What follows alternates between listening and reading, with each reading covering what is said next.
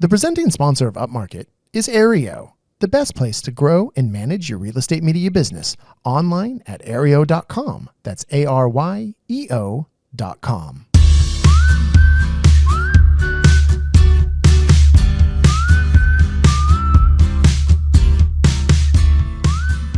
Coming to you from the Upmarket studio at Gasworks in beautiful San Buenaventura, California. This is Upmarket, a podcast about the business of real estate photography and media. My name is Reed Fish. I am the CEO and a co-founder of Upmarket Media. And that other co-founder, Mark Corcoran, he's, you know how he is. He likes to gallivant around. He's not here. He's out gallivanting. I think he's actually out of town, or in fact, I know he is. And that's kind of what we're going to talk about a little bit today on this show. And we are doing one of our second mastermind series, and we're so happy to be working in conjunction with iGuide on this mastermind series. So it is thanks to iGuide being our generous partner that we are able to bring you this special series. So please check out goiguide.com for all the latest on iGuide. Follow them on Instagram at go_iGuide.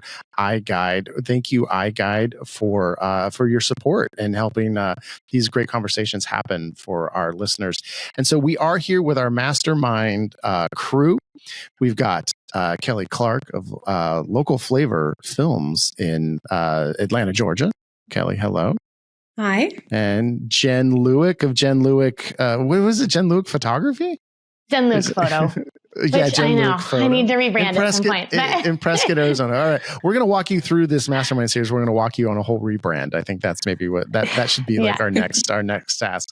And then, of course, Alex Coombs of Northern Spruce Media in Hamilton, Ontario, Canada. Alex, hello. Hello. Oh, all right. We were just hanging in person, and so this is unfortunately we're back on the Zoom calls, but that's okay.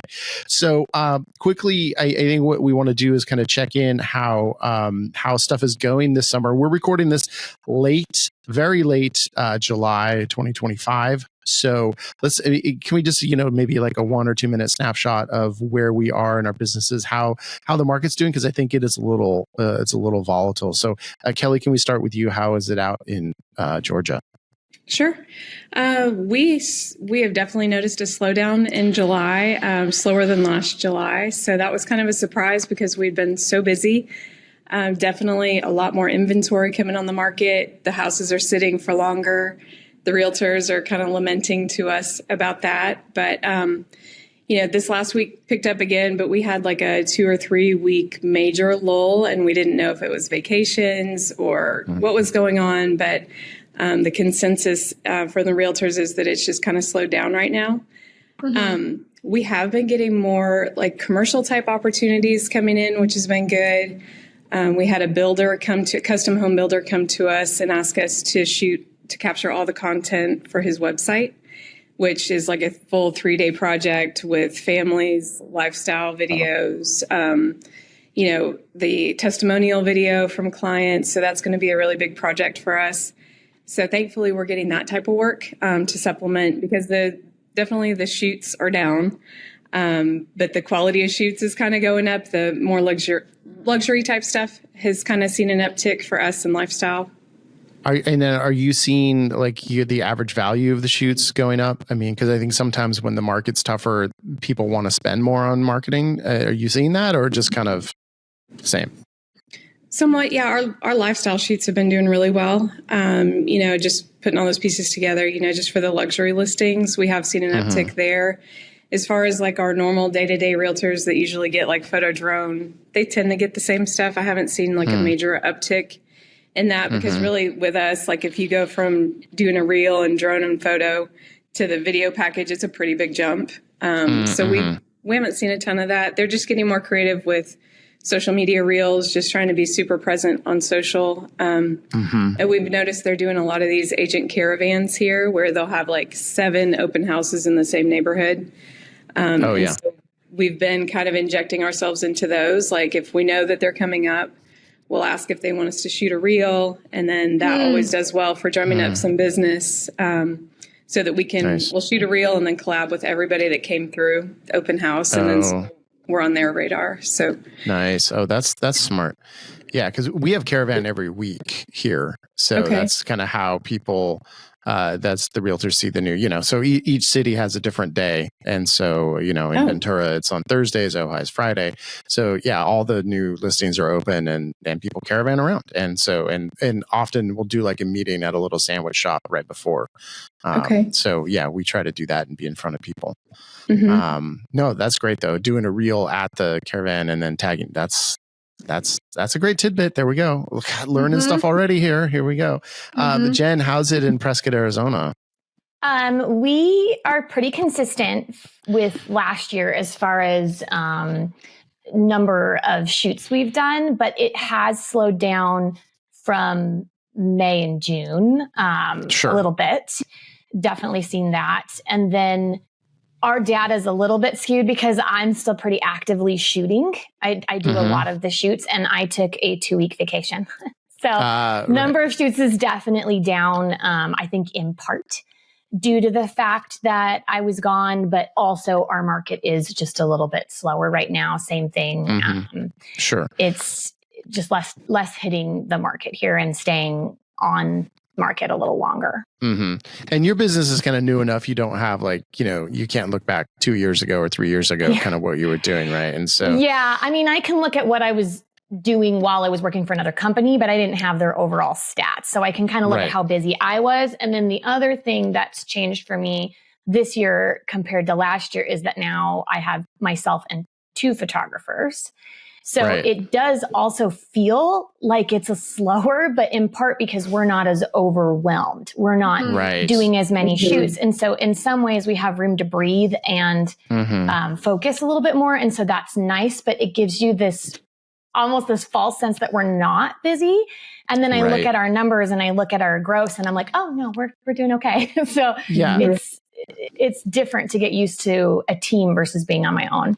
No, that's a really great point, because I know sometimes I'll look at our schedule and be like, God, we only have like 6 shoots today. And you're like, wait, that's a lot. If it was just me, I would be like dying, So no, for sure. And and obviously, I think a lot of times, it's just our businesses and it's are cyclical in terms of like even just every single year it's going to be lower in July than it is in June, so in most places, right? So, and I think we have to account for differences in different regions, but, I think, but, and that's why it can be really good to, look at July last year as opposed to July this year, rather than, June this year as opposed to July this year. But, yeah. And then Alex, what's it like up there?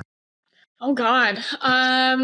It's much slower for sure. I personally can't believe how slow it is, but so for example, last year, this week we did 45 shoots. This year we did 45 shoots, but the biggest difference is we have the largest agent in the region. So without him, we'd be much lower. Right. And you didn't have him last year. No. So I just got off the phone with my admin and she was like, it's crazy how slow it is. And I'm like, yeah, I'm so grateful that we have this huge agent that is still holding us up. But I mean, for the most part, 45 shoots for somebody is still a lot.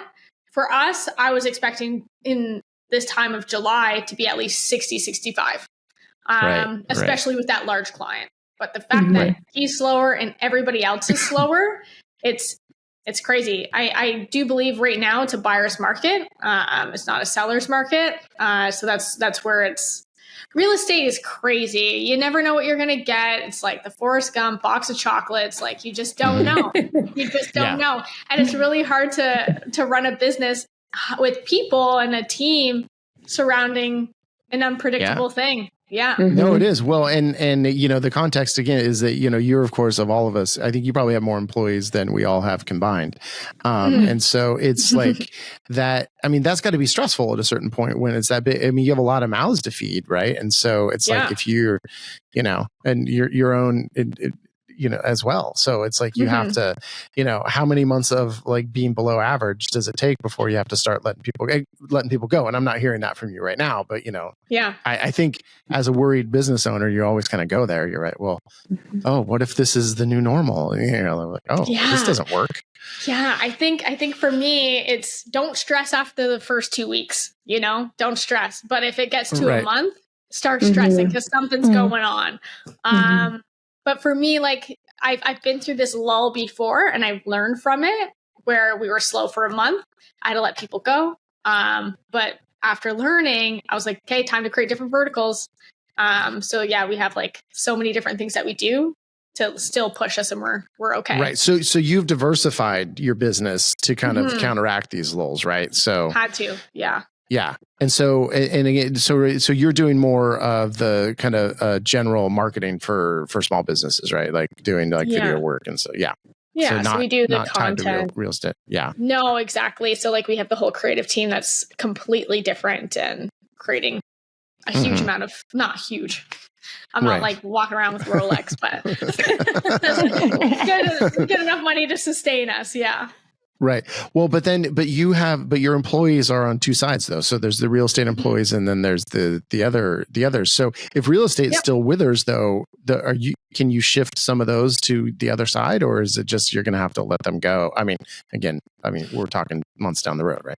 Yeah. I mean, at the end of the day, it's essentially by January, I want to split the company in two separate parts for sure. Right now I can totter people around if I need to, but I mean, even our leads, I'm like, okay, it's if we're slow, we'll let the non-leads handle all the shoots, but then the leads are now going to do quality control checks. They're going to go meet with all our clients one-on-one and see like what their likes and dislikes are.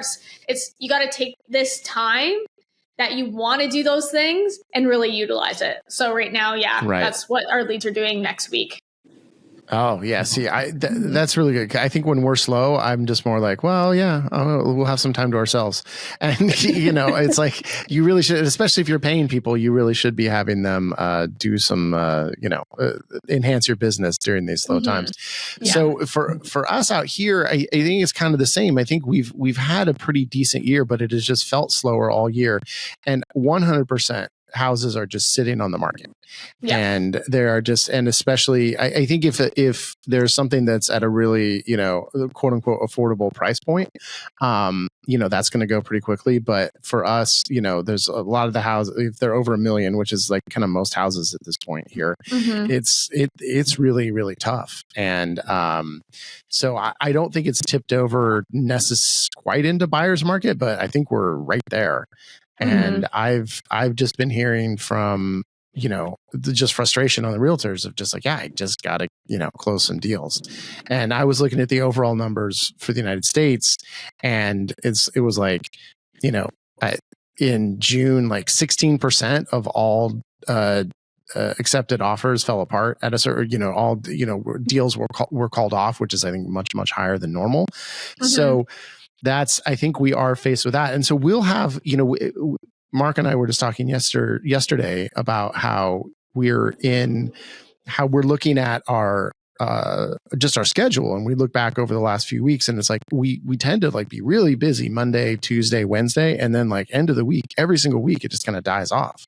Like we're doing this on a Friday, or we're recording today on a Friday. And it's like, I think we have, two little things. And so like two of our employees aren't even working today. So, cause it's just like, there's just nothing.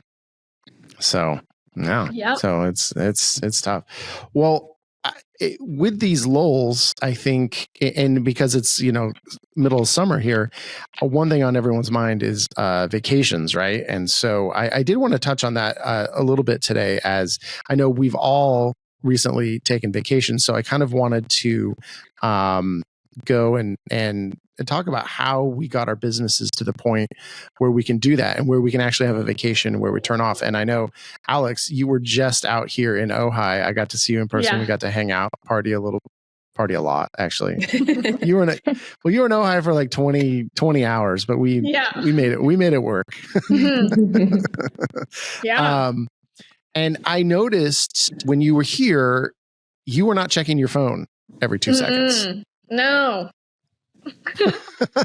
No, usually like if I have to work or do something, like I'll time block some things here and there. But if I'm on vacation, like California was like a work trip essentially. Yeah. But not when you were in Ojai. Yeah. No, I shut off. Like my team knows, hey, I'm taking the day off. Nobody talks to me or reaches out to me, which is great, unless there's a fire. And if I check my phone during a fire, I might see it, might not. But for the most part, like, yeah, when I'm on vacation, like a few weeks ago, even before I went to California, I was in Florida with my partner, and I was like, no work. I have 6 days to myself. That's it. And I don't do anything. Right.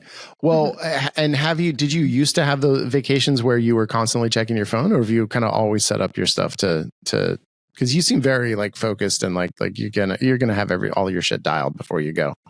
Yeah, I definitely get my shit done before I go, but there was a trip I took, I think maybe 3-4 years ago. And until this trip, I always had my notifications on. My phone was always on loud. It was always beeping. There was no boundaries. But I took a trip, and on that trip, I said, I'm turning off my notifications for everything. No text message, red dots, no email, red dots, nothing. And when I did that, it forced me to shut off, and it allowed me to not feel anxiety when that red dot would pop up. 1 email, 2 email, 3 email, phone call. And I just completely shut off. I put on the vacation responder, and I was away for 2 weeks. And it taught me. I still don't have my email bubble up. I don't have, my phone is always on silent. And that's it. Like, I just got used to it, and I created boundaries, and I learned so much. Yeah. But even when you did that though, you had admin help in place. Yeah. Oh yeah. So, for sure. Yeah. That's the difference between like solo and a team, right? It's if you have a team, you can do things like that. Yeah. But you are accessible. Like, I know I text you and you do text back, you know, pretty quickly. So you do get notifications when you're working. Yeah. Sometimes. Yeah. Okay. But like, honestly, they're down. I was on the phone while you called me, and then I was like, okay, I know there's a text coming for sure. So I shouldn't have been texting and driving, but I did. No, you really shouldn't have. Yeah. Glad you made it here safely.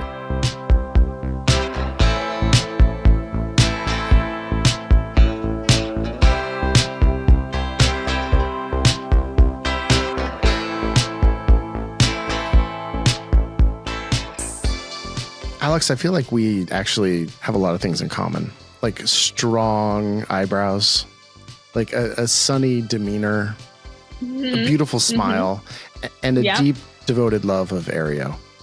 Love Aereo. Oh my God. We have been using Aereo for so long. And one of the thing that I love the most about Aereo is our clients love Aereo. And I'm sure that's been your experience as well, because you are also another Aereo user. Yep. Well, and it keeps things like so simple, and you could be more enthusiastic when you say the yeps, because this is an ad, Alex. Yes. Okay.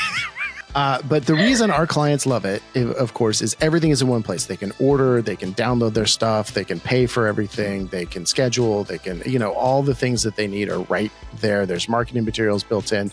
So it's the one-stop shop for your client. It gives a login to your backend, to your system, and it's branded as you. So people think of it as just the Northern Spruce Media or the Upmarket Media platform, but it's not. It's Aereo. It's amazing. Well, there you go. So if you want to get in on the action that Alex loves, that I love, that Chelsea loves, that Mark loves, that, so many people love, go to Aereo.com. And if you use the code Upmarket and you're a new user, you're going to get 15 free bonus listings. That's Aereo.com.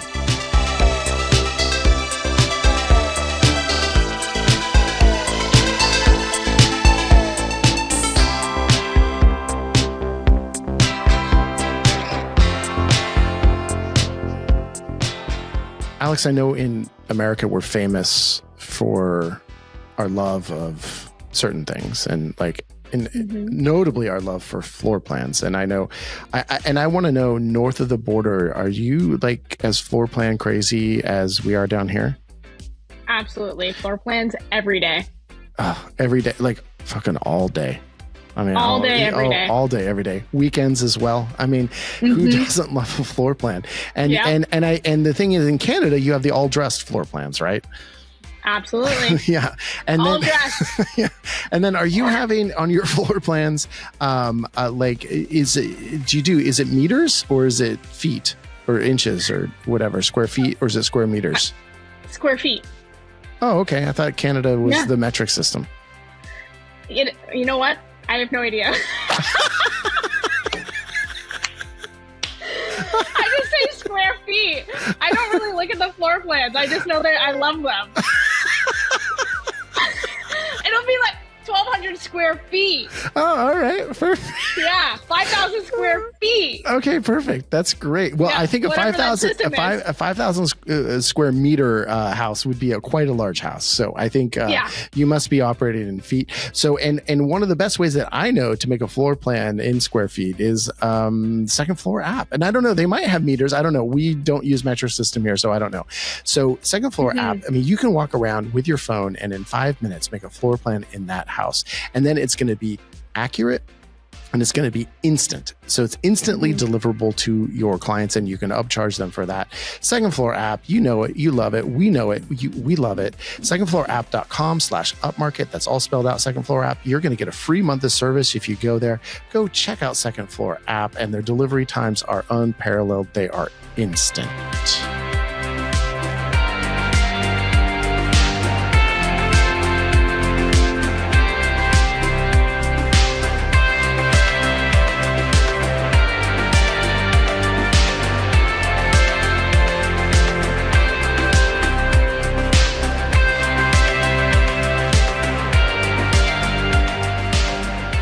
And so, Jenn, you were just in Hawaii for a couple of weeks, right? And so I think it's interesting because your business is, the newest of all of ours, right? And so how was that to be able to take a vacation, only a year or so into having your own business? And you were gone for a week and a half, 10 days, something like that? We were in Hawaii for 10 days, but I didn't shoot for about 2 weeks. Okay. So that was a huge priority for me when I started my business. Was I didn't want to be a slave to my work. My family work-life balance and health is extremely important. I haven't always had that opportunity where I felt like I could leave, especially working for somebody else. So right off the bat, it was going to be a situation where I set it up so that I could leave. So that was in part why I brought on an admin, because I knew that there were going to be times, same kind of thing as you, Alex. I don't want to constantly have my phone on. Yeah. That's just not good for your mental health to always be on. So before I went to leave, I just made sure that my agents were aware that I was going to be gone and to reach out to my admin or my second in command so that I didn't have to constantly be monitoring my phone. No, I didn't completely turn mine off like you. I admire that. I did check in a couple times a day. So usually in the morning before we'd head out, I would touch base, or my admin would message me, or my second would message me, Michelle. And then usually when we get back, if we had a little lull during the day, I'd check in.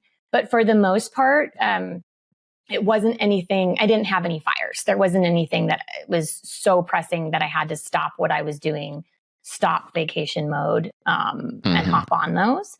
But I think mainly it was just communicating ahead of time. So we put a little notice in our monthly newsletter that I was going to be gone. And actually my other person, my third shooter, she had planned her vacation at the exact same time before she came to work with me. Always. So there was 2 of us out. So we put that in our newsletter, letting them know. I changed my voicemail so that if people called and my phone was on Do Not Disturb, it just gave them directions to call my admin or Michelle. And that seemed to work really, really well. I got to completely feel like I relaxed. Okay. So I do have a question. What in the hell? So why are your clients calling you in the first place? They should be calling your admin anyway. They still absolutely call me. A lot of these, I feel like something about being in a small town, one of the things that I do value is that we do have that connection with my agents. I truthfully don't mind if they call me. I don't find it to be abused. They don't blow up my phone all the time. And I like that. I find this sounds like someone who's just only had their business for a year. But yeah, okay, yeah, go ahead. Yeah, no, She's doing great. I haven't found it to be a problem yet. Maybe I will change that in the future. But currently, usually if they call me, I'm okay to have that conversation and that dialogue. I actually kind of like it. So, that's good. Yeah. Okay. Well, yeah, but I like what we do is, we have open phone. And so Chelsea has her phone and Mark and I kind of monitor stuff. And then as if it's after hours, Mark and I can kind of take care of it. But the nice thing about that too, and having all the text there is that everyone's on the same page. So, then like if I do talk to a client, Chelsea can see in the call log, Reed talked to this client for 4 minutes. So either, it's either then she can follow up with me, or I can, if I, like often you don't need that, I just take care of whatever it was, but it can be helpful, especially when you're backtracking and you'd be like, wait, where did the shoot come from? Who did that? Oh yeah. Reed talked to it, he must've forgot to put it in the calendar. Yeah, which is that kind of thing. And that's open phone is what you use for that? Yeah. Oh, okay. Yeah. So basically, it's a it's a voice over internet protocol, and it's just an app that it can ring multiple phones. I mean, basically, it's just like a business phone app. I mean, it's fantastic, and there's a few different options I think in that space. But yeah, it's like, and then what happens is when you go away, you just turn open phone off. So you can still have your phone and you can still do whatever you want to do with it, but then it's very easy to just like disconnect from that side of the business. So, and it's really fantastic. And so, Kelly, I know you also went, and you guys have had your business for a while. You were saying that you guys got married 8 years ago. And, and for people who don't know, you run this business with your husband, Brian, and you never took a honeymoon. Correct. Yeah. We were working 2 days after we got married. Yep. Yeah. Yeah. Wow. So romantic. It was. Let me tell you. But then, you went to Portugal for a couple of weeks, and I know you had mentioned in our last mastermind that you were about to do that. So how was that for you? And was that the first time you really, and assuming you did actually turn off from the business, was that the first time you had done that? Pretty much. Yeah. We did do Mexico, and we worked a lot more than I wanted to last year. Portugal was nice because they're 5 hours ahead of us. So really it was 2 p.m. our time before anyone was even on, which was a dream because I could wake up, not even look at my phone. I would get on like an hour every morning, just make sure fires from the night before were all taken care of. And a piggyback on your open phone. Love open phone. Another huge benefit to open phone is that all of your contractors can call the clients and they will not have their cell phone number, which is huge for us because once they've got their number, they're going to hit them up for edits, appointments, all the things. So while we were gone, all of our contractors and employees used open phone. It works like a dream. We could go in there and just kind of like double check everything's getting done. We do have an admin that also does QC, but she is not on the phones. So she handles all the stuff that comes in through the CRM, which is really 95% of it. And we've kind of earmarked the things that need conversations. I still handle all of those, but I was not on the phone once for 2 weeks on a conversation, which was amazing. Good for you. That's never happened. Yeah. It was amazing. So yeah, we unplugged. We definitely checked in once, maybe twice a day.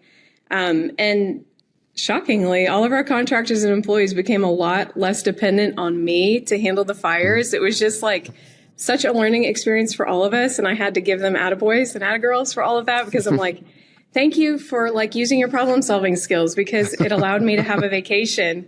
And let's continue that now, even though I'm home. Yeah. So, yeah. No, totally. So, and it's taken us a long time to be able to, and we left in the middle of the night. We didn't, Jen, I heard you say that y'all blasted it to clients. We were going to tell everybody, we were going to give them all this notice, and we left in the middle of the night. Nobody knew we were gone because I do think that our clients underestimate the power of our team. They think that we have to be part of it. And this really proved that, yes, we need to do a few things, but we don't have to be here day to day. And so not telling them, I had a feeling that they would just go to our competition because we have so much of it. that, if they thought we weren't here, that they would just be like, oh, well, this guy's been hitting me up 5 times, so I'm going to try him while they're gone. And then pretty soon, like, they like his prices better or whatever. So we just chose to be pretty we didn't tell anybody except for our team that we were leaving. And that worked out really well for us. Yeah. To me, that's huge. I think it's like we don't announce our vacations and we don't announce our price increases. We just do it because I don't feel like there's any reason, because then you're right. I think it does give your clients an out, and, and we'll say it like they'll, I want to shoot with Mark. Well, Mark's not available. So, okay.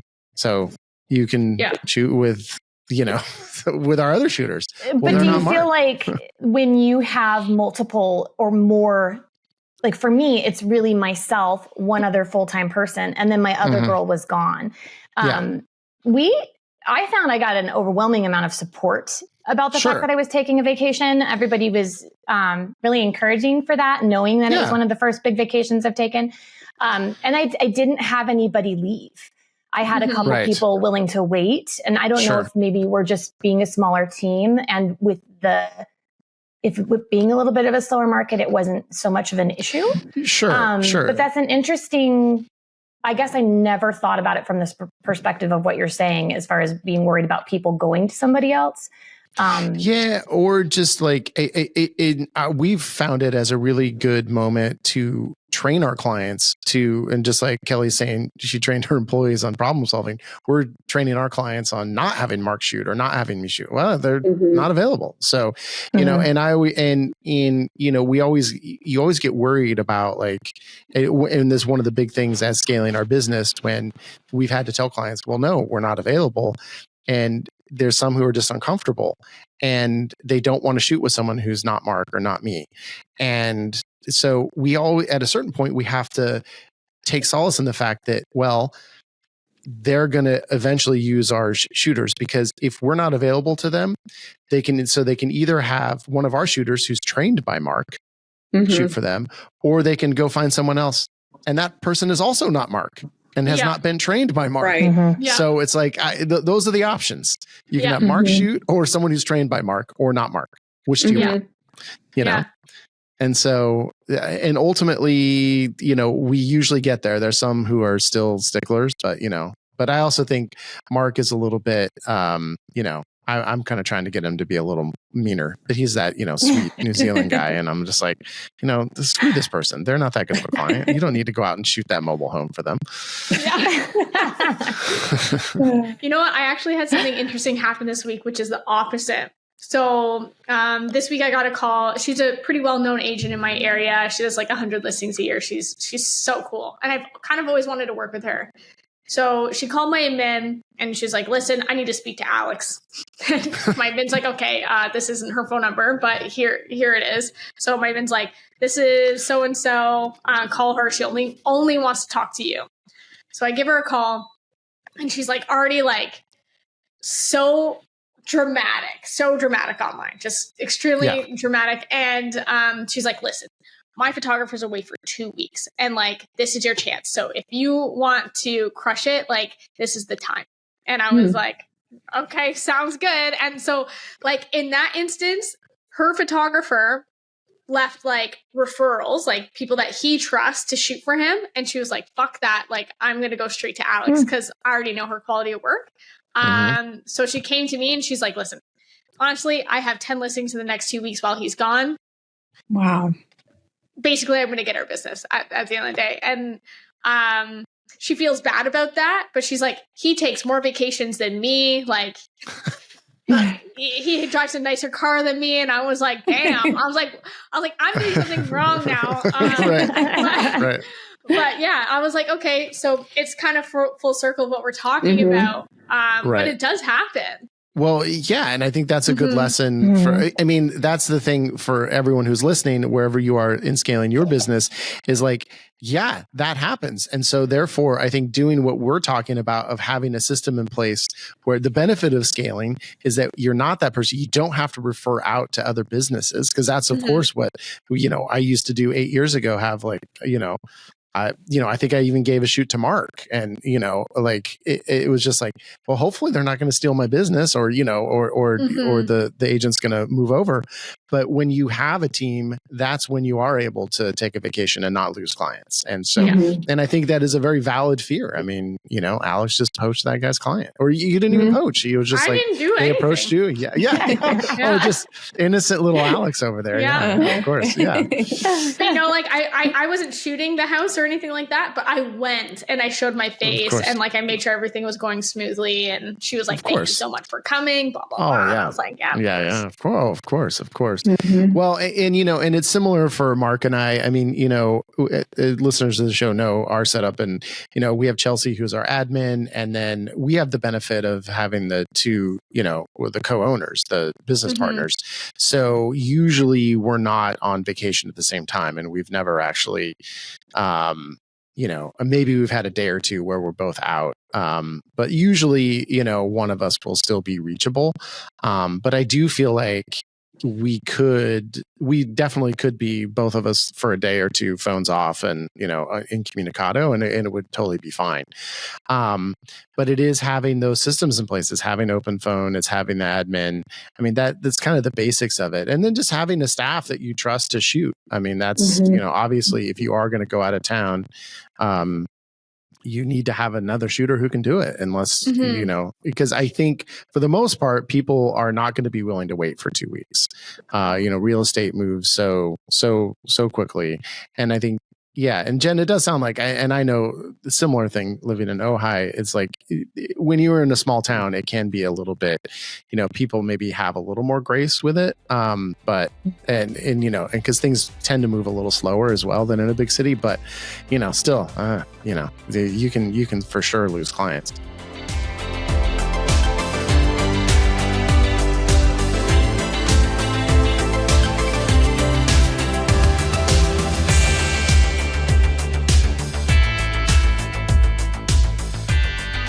Alex, I know, speaking of Canada and being popular in Canada, especially, iGuide. I mean, we know iGuide, Canadian company, a ton of users in the United States too. And I think we're trying to get more users in the United States because iGuide is such a wonderful product, a wonderful team, a wonderful company. We love iGuide. Alex, can you talk just for a sec about your experience with iGuide?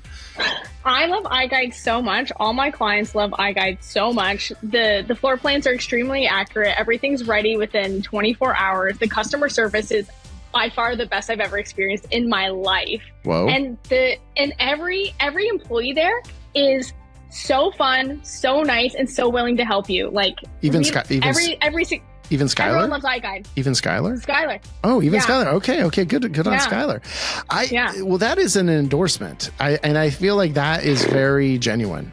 And and I know my experience with iGuide has been the same. They're such a joy to work with, and I've heard that over and over again. And I know when Skylar comes on and say, "Hey, we have great customer service," you're like, "Well, you say that you're from iGuide, but you're not being paid by iGuide. I'm getting paid, nope. So don't believe what I say." But yeah, exactly. Take it from Alex. Their customer service is unparalleled.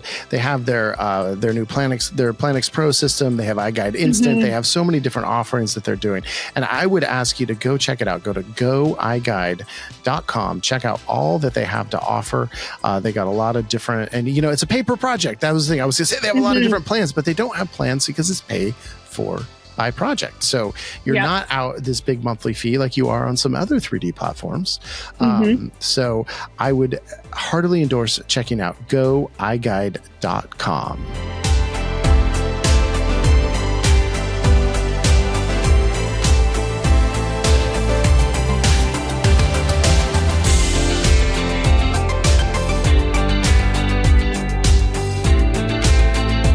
When we're talking about AI, we want to talk about ethics, right?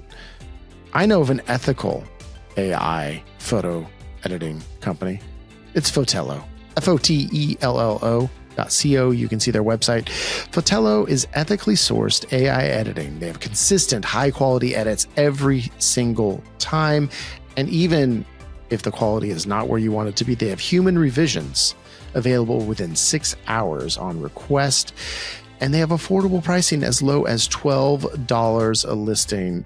We've been toying around with Fotello a little bit, and it is kind of truly amazing, the edits that are being spit out of there. They're very quick, very fast, very high quality. And every single day they're making their platform better. You can fine tune the edits you're getting. You can have a more natural look, a more HDR look, all the different ways that you can make those photos match your current style. It's not just an AI style, it's an AI your style. So I would encourage you to check it out. It's fotello.co. And if you use the code upmarket25 at checkout, you're going to receive 25 free listings, which is, you could have even up to 1,500 photos, could be a $500 value. So check out Fotello, where they charge you by the listing, not by the photo. Whether it has 30 photos or 100 photos, you're going to get charged the same, but you're going to get 25 of those free if you use the code upmarket25 at fotello.co, Fotello.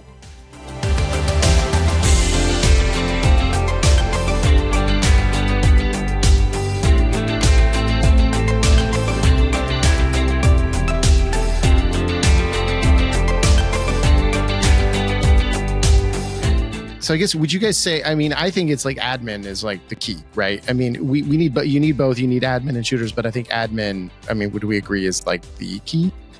Mm-hmm. Yeah. Yeah, I would say admin for sure. Just because, I mean, at the end of the day, I'm not answering the phone anymore.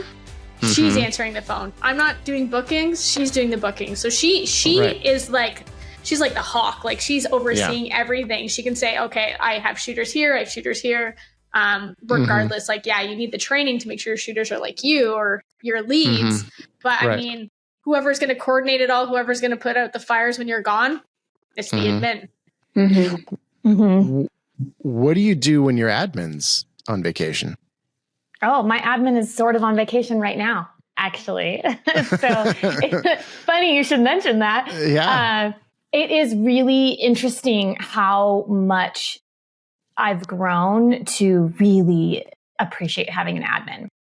When she is gone and I have to do it, it is just a matter. Usually we're planning in advance. She lets me know, and then I have to build that time into my schedule to handle certain things. And so do my other shooters, because she's the one that currently, her role is not only client relations, but she's the one that's inputting our orders too.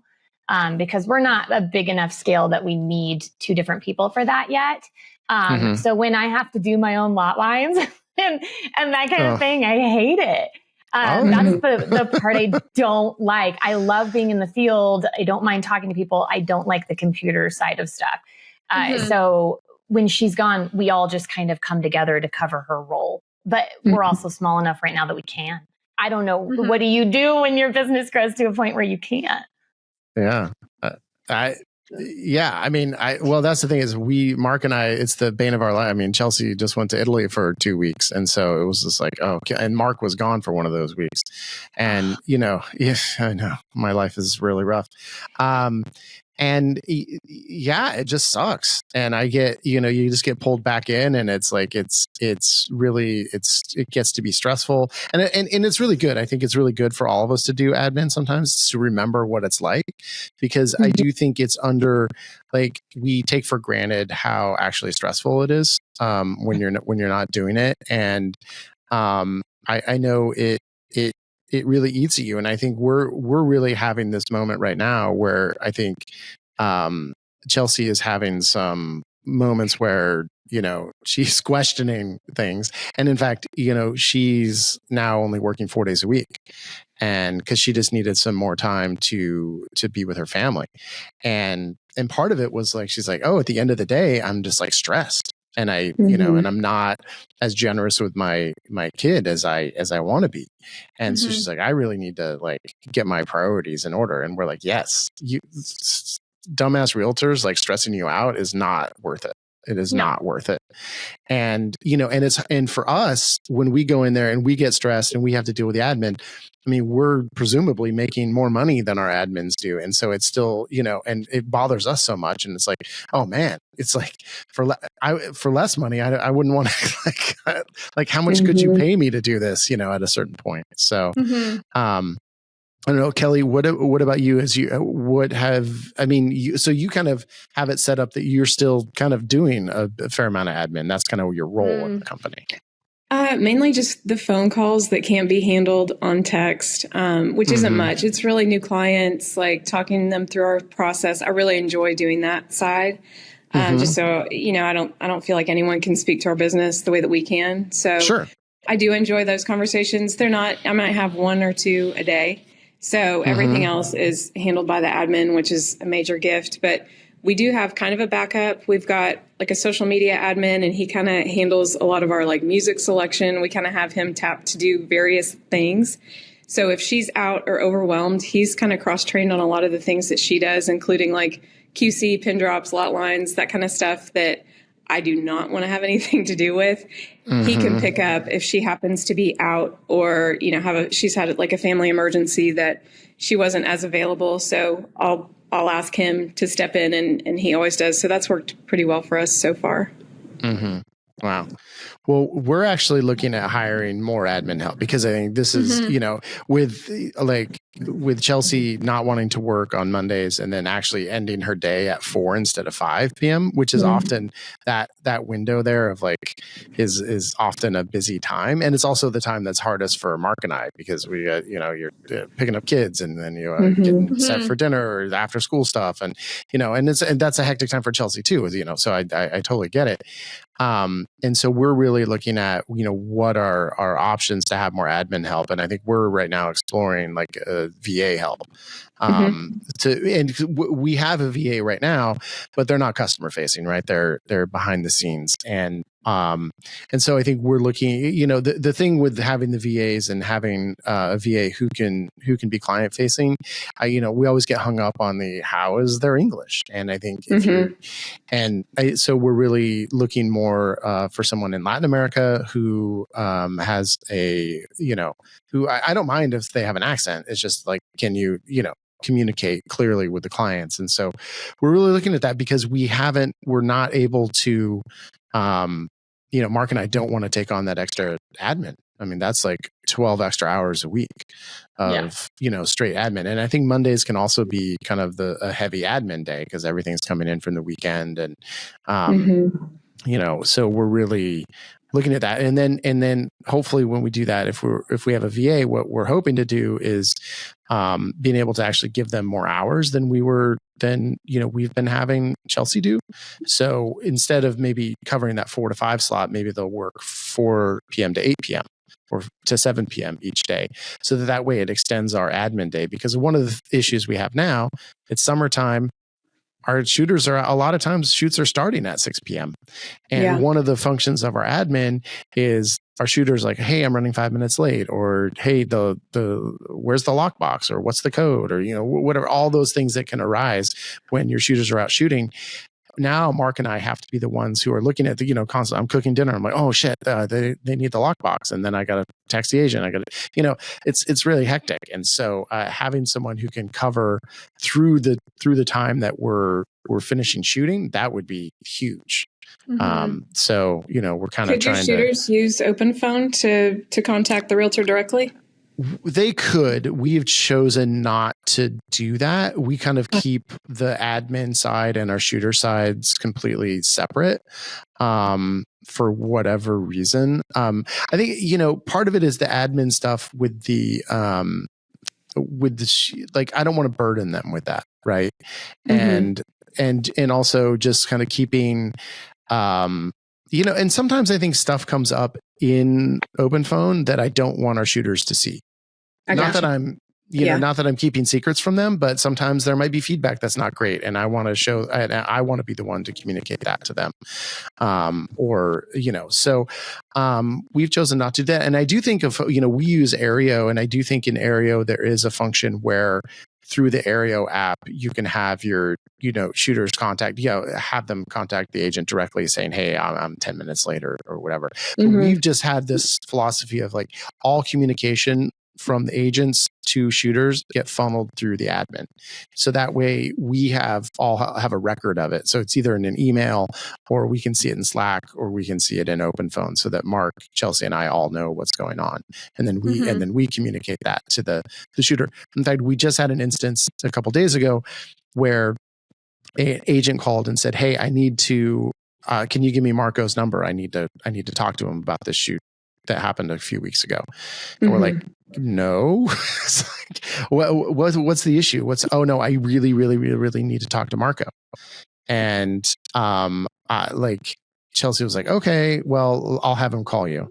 And so Marco calls, and of course, she's like, well, I never got one of the videos you did. And it's like, well, that's not, and she doesn't necessarily know, but it's like, why you need to talk to the admin? Marco has nothing to do with the post-production side. So, it's just like having those type of interactions. Obviously we want to try to avoid that. I don't want our agents ever, ever, ever talking to our shooters unless it's at a shoot. Yeah. I'm the same way. Yeah. Yeah. So Kelly, all your shooters have access to your open phone? And can see everything? So we've got two lines. We've got one for Brian and myself, and then we've got the creatives line. So they're not allowed to talk to them anything about upgrading packages, like all that stuff comes through admin. But if it is a lockbox, if it's can't get access, where are you, can't find the lot, all that kind of stuff, they do through the creatives line. Contact them directly, and it has just saved a ton of back and forth with the admin. Sure. We have not had an issue with that, but everything else comes through us or through the admin. Yeah. So you have two different customer facing phone numbers then? Yes. They know. So we've got our main business line, which is like Brian's and my open phone. And then we've got the creatives one, which it's not a published number, so they just get on open phone and use that, and they can see each other's communication with clients, but they just identify themselves when they text them or call them. Right. Yeah. It's worked out pretty well. Okay. So it just says, oh, hey, this is Frank and I'm shooting your property, da, da, da. And they're not going to recognize the number, but then they'll see the text that it's from Frank. Yeah. And we've got access to that too. So if I ever want to go back and see how they're communicating with them or whatever, I've got access to that. Yeah. That's interesting. Well, and how do you guys all handle like after hours? I mean, cause your admin must, stop work at a certain point. So how do you handle stuff that comes in after 5, especially when you have people out shooting? I have a strict 9 to 5. All my agents know that. If it's an emergency, my admin probably like she works extremely hard, and she cares so much that she probably checks her phone or her Slack at 9 p.m. just in case there's a cancellation or something. But honestly, if there's a cancellation, it's through Aereo, so it's an easy thing to do. We just gotta, everything is like a 9 to 5 for us. I would say almost everybody on my team is spoiled. I always say that. Yep, they're spoiled. And we have hard boundaries.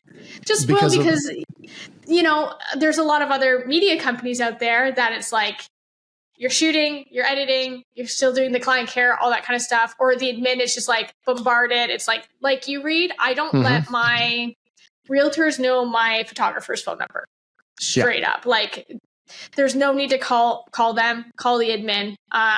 Unless we call and we want to do I don't know, ask simple questions, then we'll do that. But other than that, just straight 9 to 5. Weekend stuff, we have a photo editor in on weekends sending stuff off, and a video editor on weekends sending stuff off. But that's it. Okay, but what does happen if there's because you're shooting past 5 p.m., right? Or not? The daytime stuff, it's up to like 5 to 6. But then we go back for twilights. Yeah. Okay. So, but if someone is going to a twilight shoot and there's an issue, all the outside lights aren't on and there's no agent here, how do you do that? How do you manage that situation? Usually the photographer will just either email or call the agent directly, be like, I'm here, you're wasting my time kind of thing. Or they'll contact Manuelita. We'll just call the phone number directly. If Manuelita sees agent 1 calling at 9 p.m. or 10 p.m. and it's, she's not going to answer the phone. She's just not. Okay. Yeah. Wow. That's impressive. The hard boundary. Agents got to get used to it. They got to get used to it. And they did. At first, it was like, because I was the one that I was doing the admin, I was doing the payroll, I was doing the shooting, I was doing everything. So the moment I created those boundaries and then like bringing on people, because I know agents can abuse these boundaries because they don't care. I was they do not. No, they don't care. So it's just like, you can't. Just because you want to work till 1 a.m. or you have something going on doesn't mean I also have to. I'm not getting a huge cut of your salary or commission. Right. I'm getting paid the same no matter what. And that's it. So, yeah. Wow. Jenn, you look very like you're. I love it because that's I love it because that's exactly how we handle things too. We have hours. If I have an agent texting or calling or whatever, I'm not answering. Yeah, I'm just not doing it. And, you know, we do, we're a very small team. So they do have my shooters numbers. And they've been told the same thing. Don't pick up. That's your family time. And I've found, honestly, and maybe it's just because we've started that from the beginning, the agents that we've attracted have the same values. So every once in a while, we'll have a very high maintenance person and they'll try calling, but we're not calling them back until the next morning.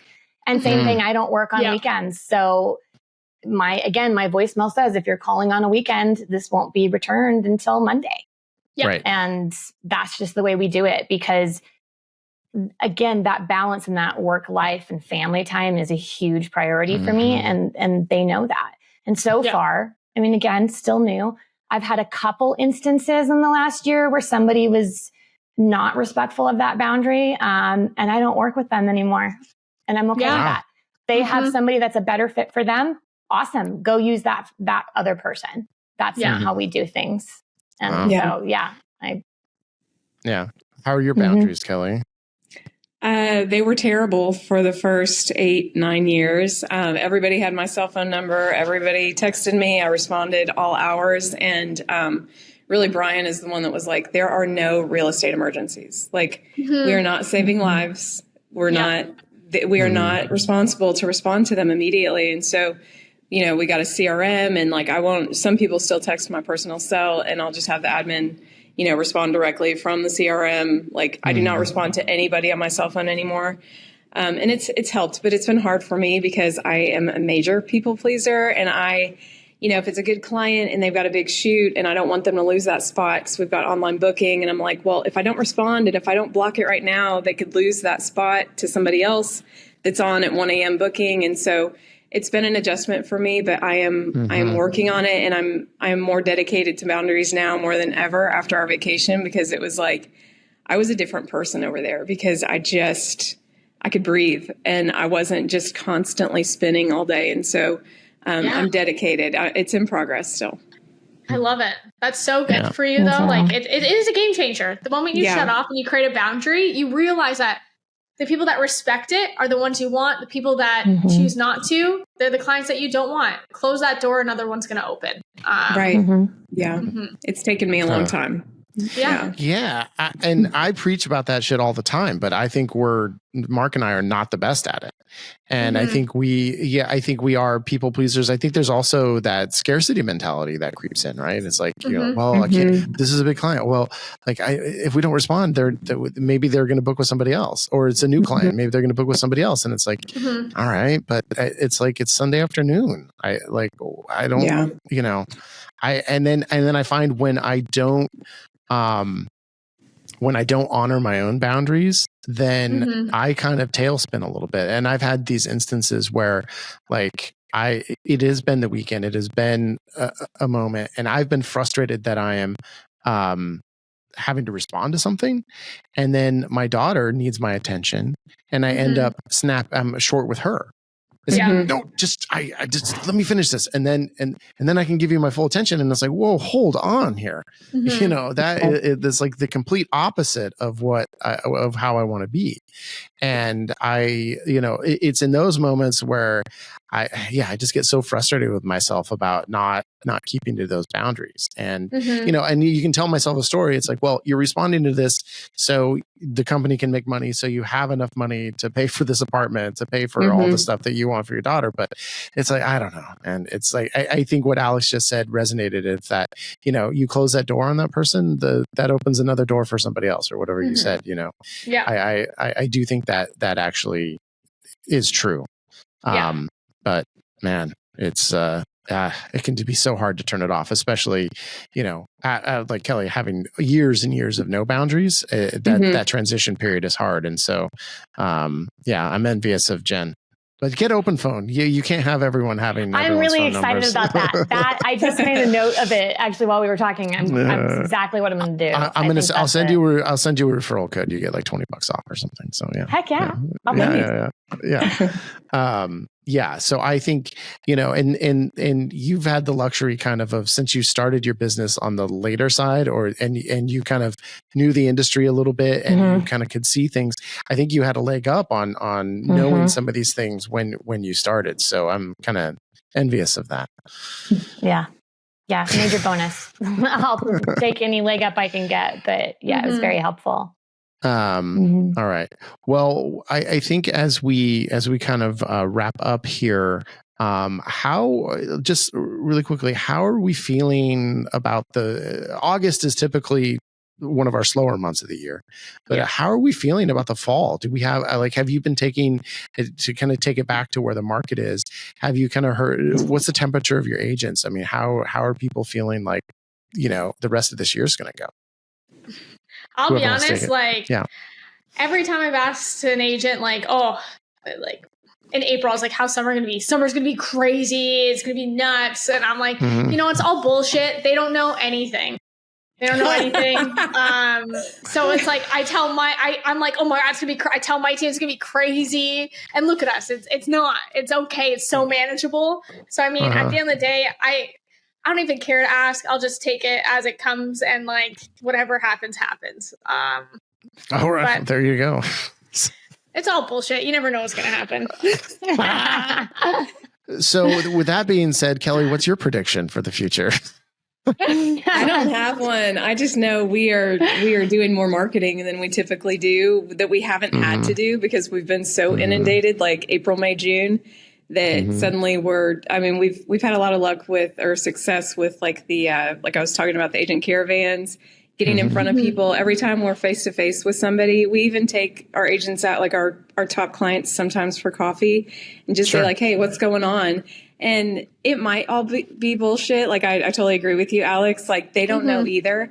But I like being able to speak intelligently to our other clients, just kind of getting their opinion on what's going on. And usually if we take them for coffee, they'll say, well, I do have this one listing coming up. I'm thinking about doing this, that, and the other. And so it always leads to business somehow, or they've got another lead for us. So I don't know what's going to happen, but all I know is that because we're slower, we are ramping up our marketing. We just redid our website. Like Alex, we're trying to take advantage of any downtime and take on projects like commercial type projects and things like that we wouldn't typically have time for. And we're able to do a better job on it and then, we're able to use that as a marketing piece for our company and get more business that way. So that's all we're doing is trying to market more to try to, since we can't predict what's going to happen in August and the fall, I have no idea. Yeah. Right. I have two things to piggyback on to there. I think one of the things that when you are talking to agents that I think is not bullshit when you are having these conversations and they have concrete things of oh, I know I'm slow now, but I have 5 listings that are coming up in the next 3 months. And so I think if you talk to enough people, then you get a sense, because I know a lot of times they'll be like, yeah, I got nothing and I don't have anything on the horizon. And then a lot of times it's oh, I have these 3, they're just finishing up the yard or whatever. And a lot of, and at a certain point, people don't know, because I've had so many conversations where I got nothing. And then literally the next day or 2 days, they're like, well, a listing just fell in my lap. So I haven't. So the other thing, one of the things Jeff, our business advisor, always tells us in terms of marketing is we always need to be marketing. And that the tendency is once things slow down, is we all want to start marketing, right? Because, oh God, it's slow. We better market. It's actually you need to be marketing when you're busy as well, because then that helps your slower times be less slow. And it's so hard because we're so busy, but we always have to make sure that we're marketing and we're devoting time and energy and money to marketing, even in the busiest times. It's so hard to do, but I just wanted to throw that out there. And then, Jen, how are you feeling about the rest of the year? Well, we start to ramp up. So August is when it starts getting busier. We usually peak in the fall. So fall is your busy season. Fall is my busier season for us. Wow. That's typically when we're busiest, at least, especially last year. I think my busiest was September, October, and November. We were swamped. So my plan is to just kind of prepare for that and make sure that we have, our things in place to help us succeed with that. If for some reason it's slow, I definitely have things that I can do, like a rebrand. So I mean, I think we have more than enough to fill our time in the next coming months, but I'm gearing up for it to get busier. And our area is interesting in that it's not like the Phoenix market or some of those other areas. We tend to be a little bit of a unicorn here. So we do get much busier in the fall. Okay. Yeah. And for Upmarket, I feel like I feel like August is going to be okay. And I do think, I honestly don't know. I mean, typically it slows down in August and then it ramps back up, and we're at September, October into part of November, we can be like 60 to 70% of what we would be in like May and June.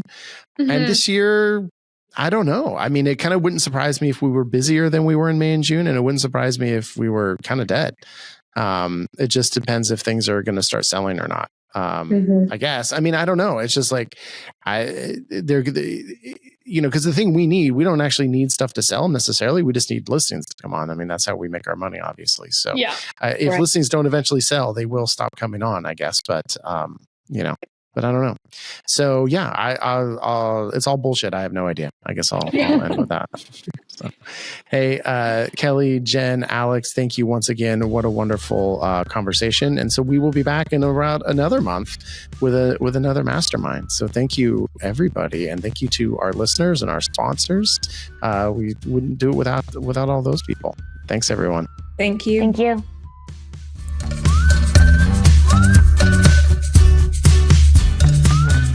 Upmarket is a production of Upmarket Studios. This episode was produced by Chelsea Froelich and edited by Bethany Diedrich. Thank you so much for listening, and we really hope you listen to the next one too. In the meantime, our wish for you is to not have to shoot any Friday night Twilight shoots. Thank you for everything.